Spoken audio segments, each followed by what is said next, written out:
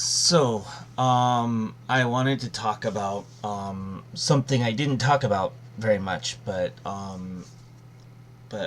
want to just put my thoughts down about this. So, for New Year's, well, we didn't have the DVDs of the most recent Macross Delta movies, so I couldn't watch that. But I did an entire marathon watching of everything in chronological order from Macross Zero to Macross Delta. The first movie Macross Delta, and then Macross Two at the end because that's the last in the chronology.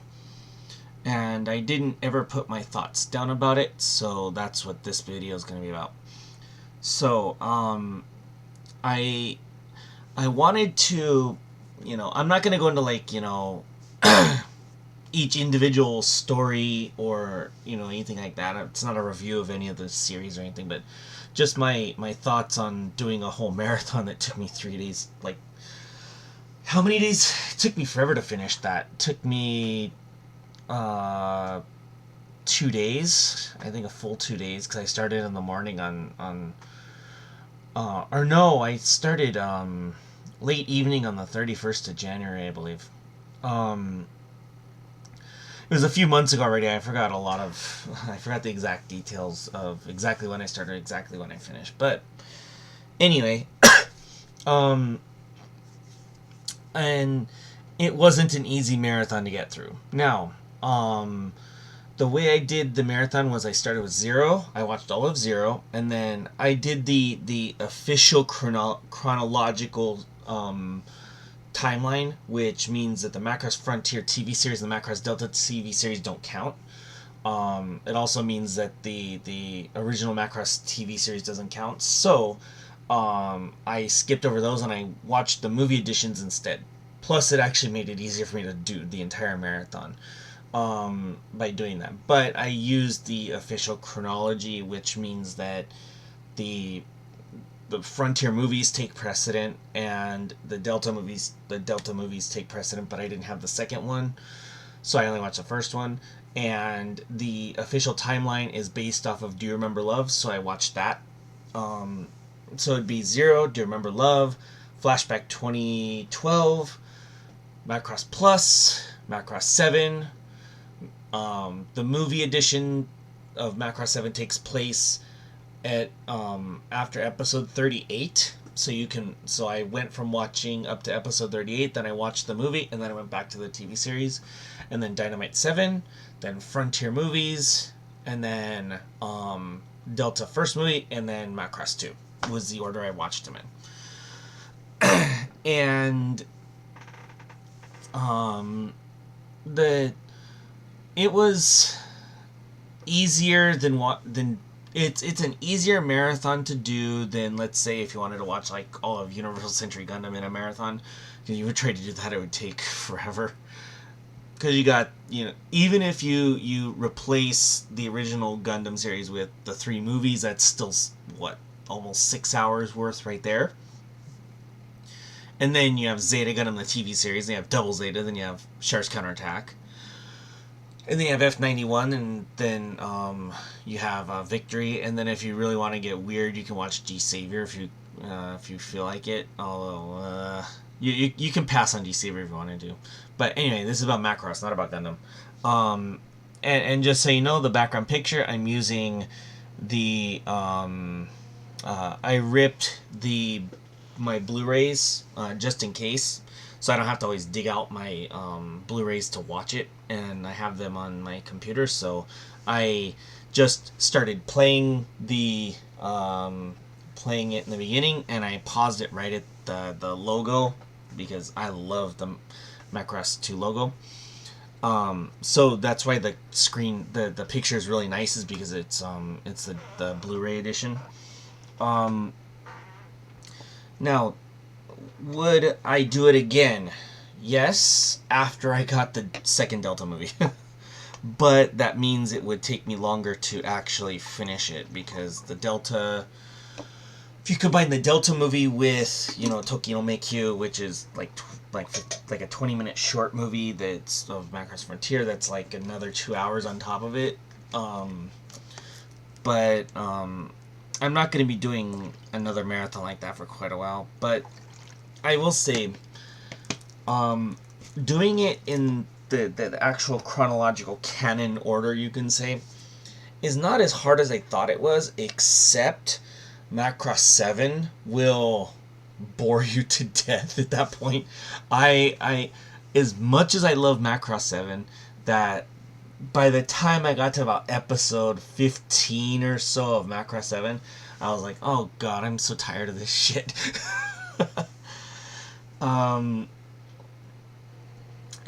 of course, when there was like good episodes like Mime Video, or the episode where Mylene is like helping Maximilian get back together or whatever. When he got the stuff like that, it was okay, but it was like the down episodes, like where Basara runs off looking for Shibiru, and then, you know, Mylene and Gamlin kind of try to go after him. Like, Mylene leaves first to go find Basara, and then Gamlin goes to, you know, follow Mylene, and then they kind of like hang out together for a lot of time together. And you know, that episode was awful. God, I hate that episode. But there were some episodes like that just drove me crazy. I'm like, oh, I don't want to watch these. But I have to because it's part of the marathon. Ah, shit. But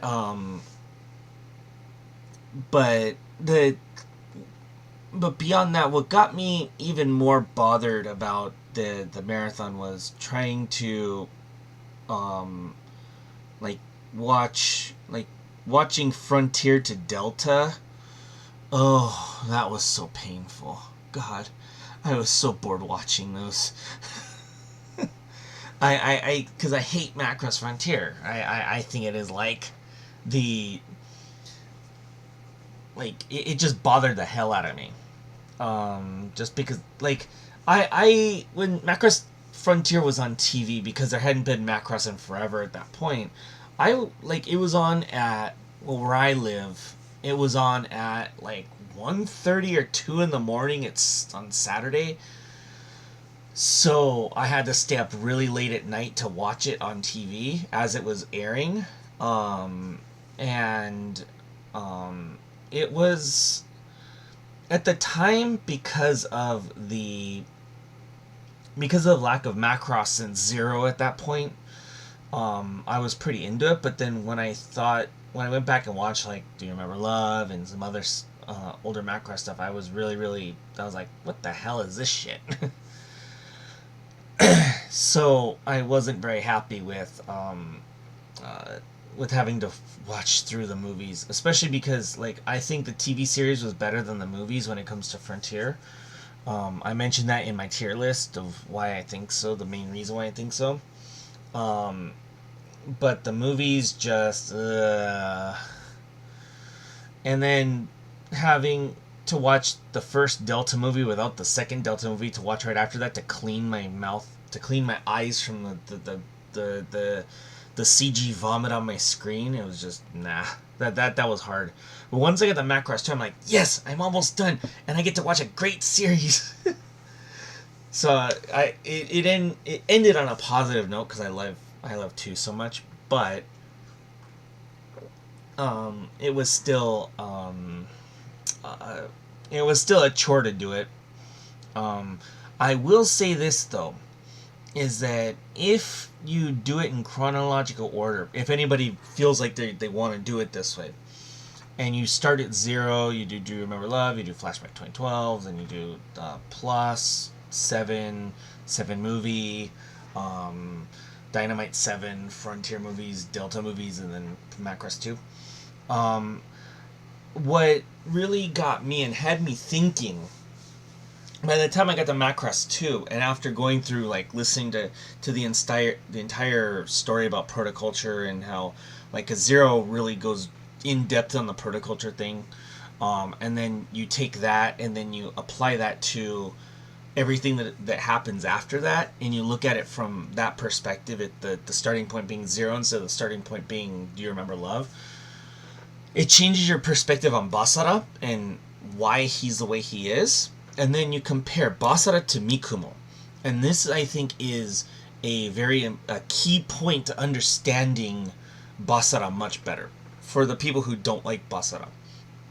Um, because if you think about, you know, forget about Frontier, just skip Frontier for the moment, for a moment, and think of Mikumo and Basara just as characters of in and of themselves, and to the way they talk. Like, you know, Basara's always like "Ore no ta o kike," and then Mikumo, when she, like, during Fureya's little birthday party thing that they do, she's talking to Kaname, and she's telling Kaname how she has no memory of parents, birthdays, none of that stuff, and the only thing that she has a memory of is her desire to sing.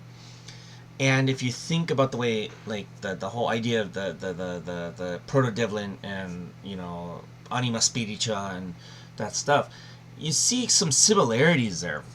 And then, because in 7 they don't really go deep enough into, you know, like anima spiritua and stuff like that. They just know that anima spiritua basically is what locked the proto devlin away for millennia or whatever.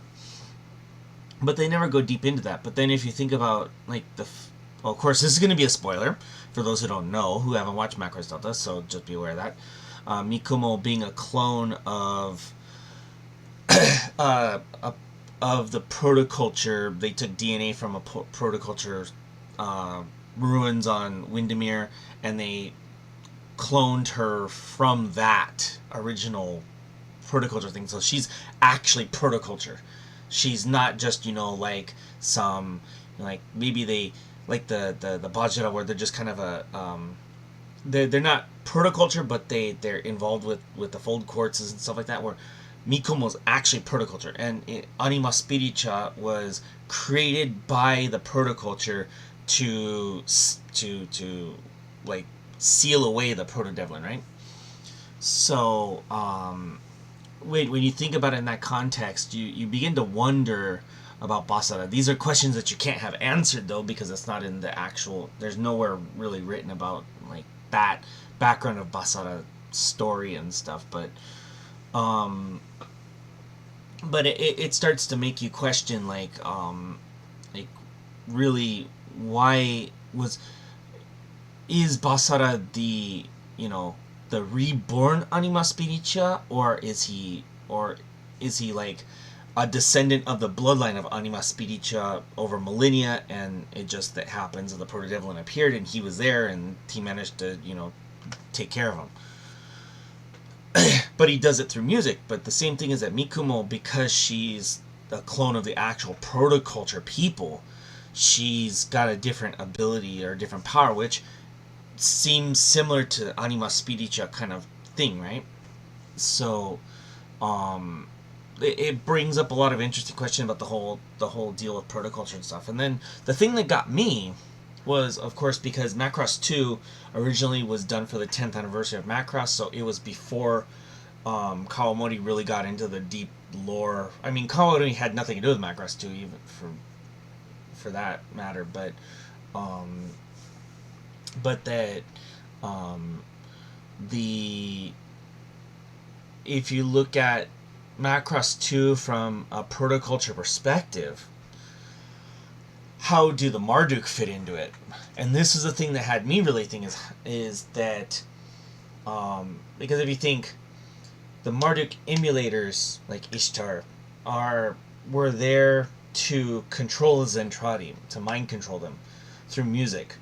Now, supposedly, according to Macross 2 itself, and through the This Is Animation book and things like that, and also the booklet that comes with the limited edition DVD for the limited edition Blu-ray.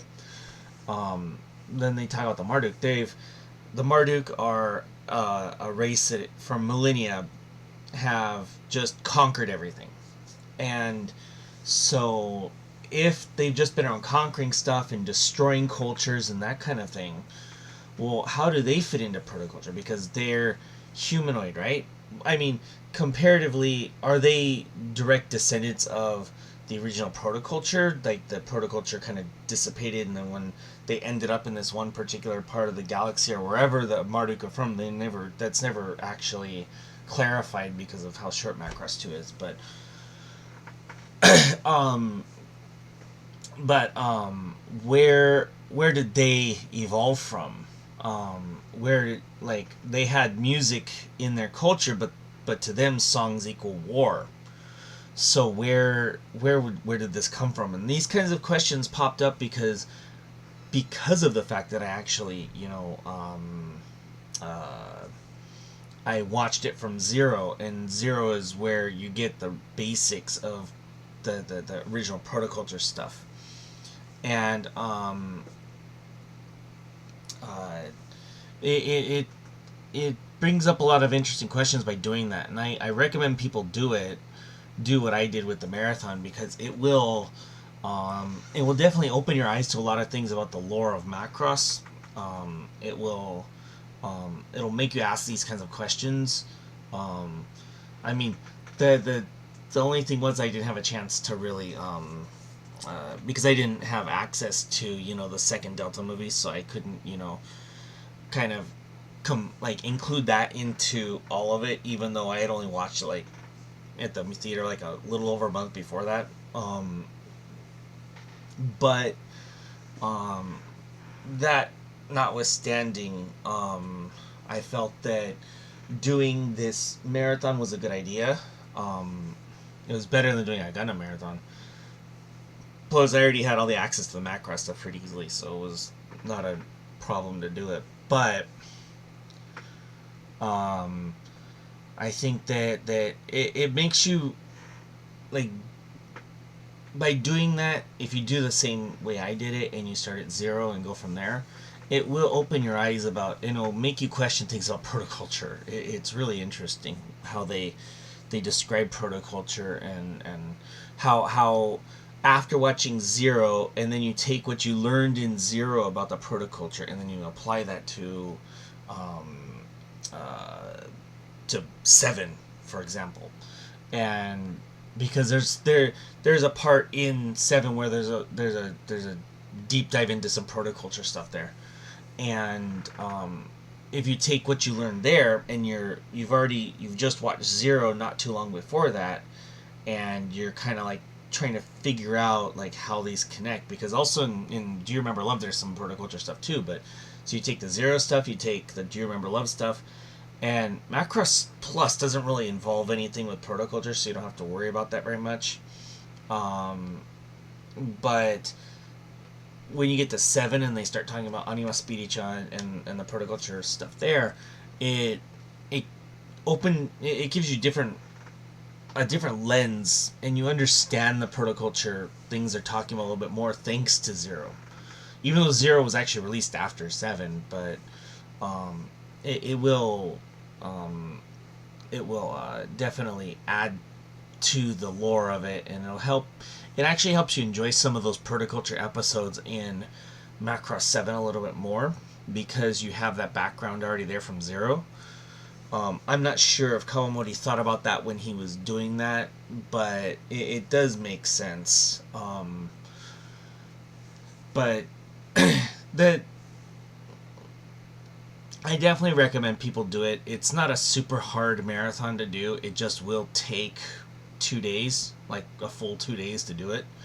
I think Macross 7 is what eats up all the time, because you can get by on the movies for everything else pretty quickly. That's like 10 hours, 12 hours, something like that, if you include if you have 0, 2 are OVAs, which are pretty easy. And then Dynamite 7 is only 4 episodes, that's only a couple hours. And then you have Do You Remember Love, which is one movie, it's a couple hours. Macross Plus Movie Edition, a couple hours. 90 minutes? I think. I forgot. But you just add up all the movies together, and you can do that in a day. It's that Macross 7 being 52 episodes long, plus the movie edition, which is a 30-minute episode, just having Amelia in there. And then you have Dynamite 7. 7 eats up all the time. It takes 20 some odd hours to finish Macross 7. So I if you want to do it, I recommend doing it, but do make sure you have an entire weekend to do it, because it will take an entire weekend. If you start at like 7 in the morning um, on a Saturday morning, you won't finish until the evening of Sunday at least, because of Macross 7. So, anyway, I just wanted to get my thoughts down about this, about doing this marathon and stuff. So, just me rambling on about stuff. I might do it again eventually. I'm not sure. I haven't decided, but it'll be after I get the second movie DVD from Macross Delta before I do it. So hopefully I'll be able to get that okay. I've got it pre-ordered from Yodobashi Camera, because Yodobashi Camera comes with a big like cloth poster, this what the wall scroll thingy of Max. They haven't shown the picture of it yet, but you know, it's Max. I love Max, so there. Anyway, see you in the next video.